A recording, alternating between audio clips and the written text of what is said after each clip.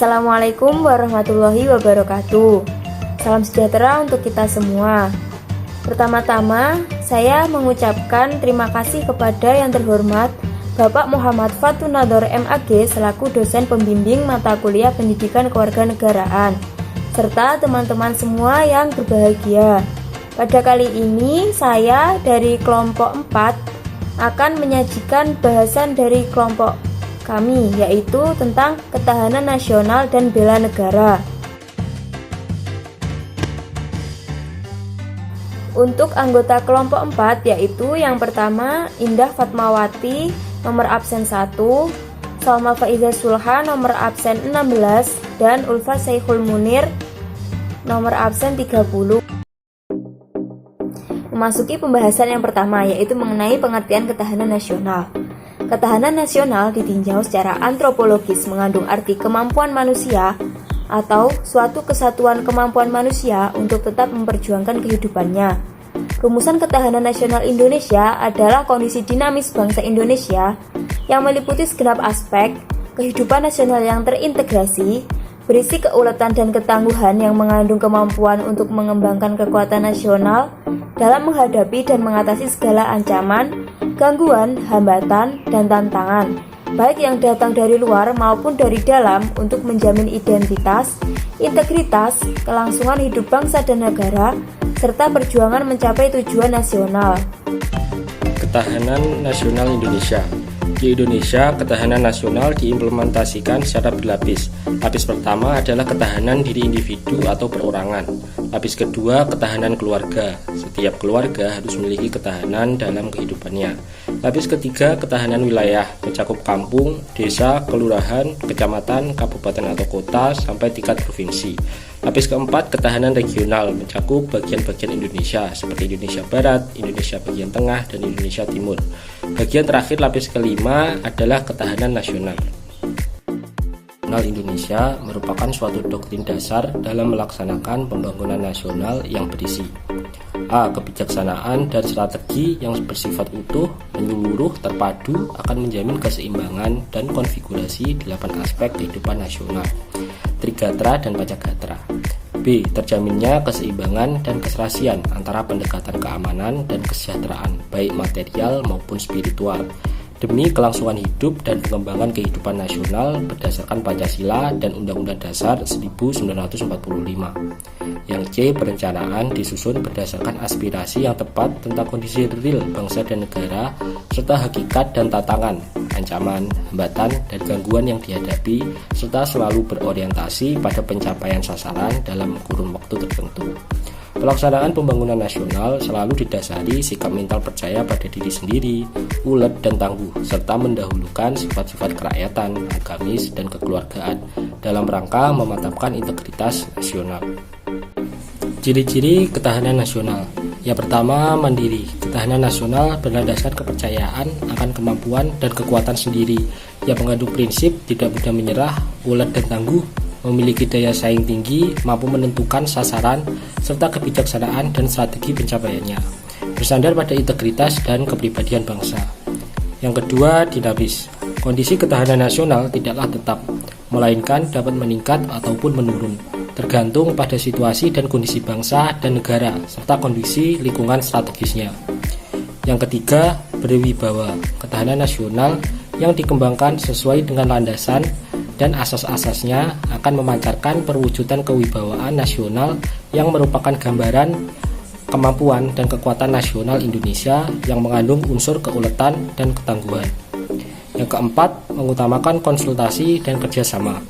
Konsepsi ketahanan nasional Indonesia tidak mengutamakan sikap konfrontatif dan antagonistis, tetapi lebih pada sikap konsultasi dan kerjasama, serta saling menghargai, terutama dengan mengandalkan pada kemampuan pada daya atau kekuatan moral dan kepribadian bangsa, serta tidak mengandalkan kekuasaan maupun kekuatan fisik semata. Asas-asas ketahanan nasional. Yang pertama, asas kesejahteraan dan keamanan. Penyelenggaraan ketahanan nasional menggunakan asas kesejahteraan dan keamanan yang senantiasa terdapat setiap saat dalam kehidupan nasional. Yang kedua, asas komprehensif integral atau menyeluruh terpadu.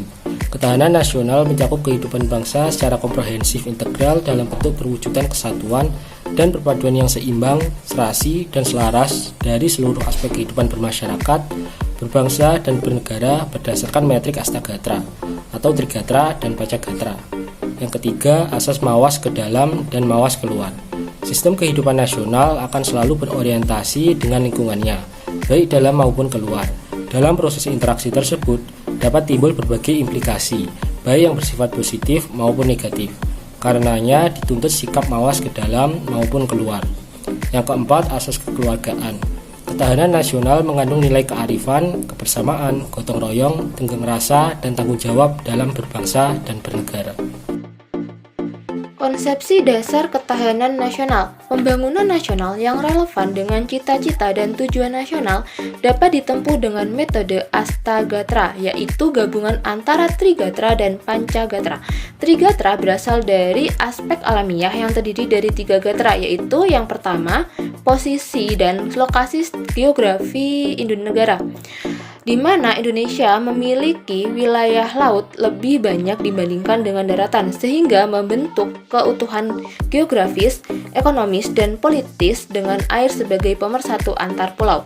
Yang kedua, keadaan dan kekayaan alam. Kekayaan alam dapat menjadi faktor dinamisasi ketangguhan nasional apabila dikelola dengan profesional dan proporsional. Yang ketiga, keadaan dan kemampuan penduduk. Indonesia dengan jumlah penduduk terbanyak keempat di dunia dapat menjadi modal pembangunan nasional apabila sumber daya manusianya memiliki kualitas. Sedangkan aspek sosial kemasyarakatan disebut dengan Pancagatra yang terdiri dari 5 gatra. Yang pertama, ideologi, di mana Indonesia memiliki Pancasila sebagai falsafah pandangan hidup yang akan menjadi filter masuknya nilai-nilai asing dan yang dapat melemahkan ketangguhan ketahanan nasional. Yang kedua, politik, di mana dengan politik nasional yang menggabungkan kepentingan umum dengan kebijakan yang diintegrasikan akan membentuk suatu sistem guna mencapai kepentingan nasional. Yang ketiga, ekonomi, segala kegiatan pemerintah dan masyarakat dalam mengelola sumber daya alam itu demi kepentingan kesejahteraan bangsa dan negara. Yang keempat, sosial budaya. Kondisi sosial budaya suatu masyarakat akan mencerminkan pola dan peradaban dari suatu negara. Untuk dapat mempertahankan eksistensi dari sosial budaya diperlukan sistem pendidikan yang berlandaskan Pancasila. Yang kelima, pertahanan keamanan. Gerakan pertahanan dan keamanan telah disusun Grand Design, yaitu sistem pertahanan dan keamanan rakyat semesta yang melibatkan masyarakat sebagai bentuk tanggung jawab warga negara dalam rangka bela negara. Aspek sosial ini disingkat dengan akronim IPOLEK-SOSBUDENKA. Kemudian bela negara implementasi wujud ketahanan nasional dapat diwujudkan dengan yang pertama, rasa cinta tanah air. 2, rela berkorban. 3, pengabdian pada negara kesatuan Republik Indonesia dengan sadar berbangsa dan bernegara. Yang keempat, meyakini Pancasila sebagai ideologi bangsa. Yang kelima, memiliki kemampuan awal bela negara. Pembahasan yang terakhir yaitu mengenai landasan pelaksanaan bela negara. Yang pertama, Undang-Undang Dasar Negara Republik Indonesia tahun 1945 pasal 27 ayat 3 menekankan bahwa setiap warga negara berhak dan wajib ikut serta dalam upaya bela negara. Pasal 30 ayat 1 dan 2 berbunyi, tiap warga negara berhak dan wajib dalam usaha pertahanan dan keamanan negara, dilaksanakan melalui sistem pertahanan dan keamanan rakyat semesta oleh TNI dan kepolisian sebagai komponen utama serta didukung seluruh rakyat. Yang kedua, Undang-Undang Nomor 39 Tahun 1999 tentang Hak Asasi Manusia. Pasal 6B menegaskan bahwa setiap warga negara wajib ikut serta dalam upaya pembelaan negara sesuai dengan ketentuan yang berlaku. Yang ketiga, Undang-Undang Nomor 3 Tahun 2002 tentang Pertahanan Negara. Pasal 9 ayat 1 menjelaskan bahwa setiap warga negara berhak dan wajib ikut serta dalam upaya bela negara yang diwujudkan dalam penyelenggaraan pertahanan negara. Ayat 2, keikutsertaan warga negara dalam upaya bela negara dimaksudkan ayat 1, diselenggarakan melalui pendidikan kewarganegaraan, latihan dasar kemiliteran, pengabdian sebagai prajurit TNI, dan pengabdian sesuai profesi. Yang terakhir yaitu TAP MPR nomor 6 tahun 1973 tentang konsep wawasan Nusantara dan keamanan nasional. Baik, pembahasan kita mengenai ketahanan nasional dan bela negara telah selesai. Apabila ada kata yang kurang berkenan, saya mohon maaf. Terima kasih atas waktunya. Wassalamualaikum warahmatullahi wabarakatuh.